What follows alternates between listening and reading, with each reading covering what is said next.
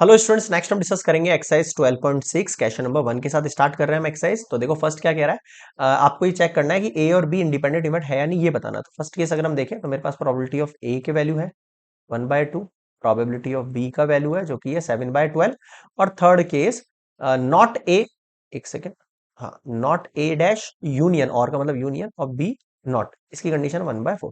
अब आपको पता है probability of A dash union B dash का मतलब होता है probability of A intersection B का डैश, और ये आपको निकालना है तो 1 - ए इंटरसेक्शन बी लिखना पड़ेगा मुझे, 1 में से माइनस करना पड़ेगा इसकी जगह। ठीक है, अब आप देखो इसकी वैल्यू एक है भाई, इसकी वैल्यू 1/4 है तो इसकी वैल्यू 1/4 है। 1 minus probability of A intersection B निकालने की कोशिश कर रहा हूं मैं।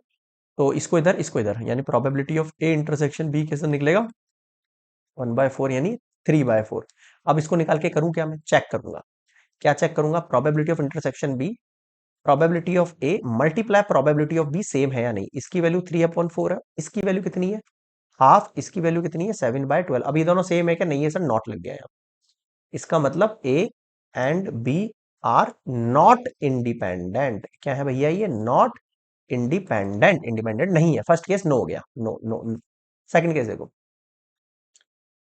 सेम चीज ये है, ये यहाँ पर डायरेक्टली वैल्यूज दे रखी है आपको ना, तो चेंज करने की जरूरत नहीं, पीछे वाले की तरह intersection F equals to P E dot P F 1/5 equals to 3/5 multiply 3/10। Okay, ये भी सेम नहीं हो रहा है, ये भी नॉट हो गया कंडीशन के अंदर। एक सेकंड आप चेक कर लेना बुक में। ये वैल्यू क्या दे रखी है, 10/3 तो नहीं है कहीं मेरे हिसाब से, है ना। ठीक है, एक बार चेक कर लेना, मैं चेक कर लेता हूँ बुक में, वेट। नहीं है, सही है, सेम है ना, ये वैल्यू दे रखी है।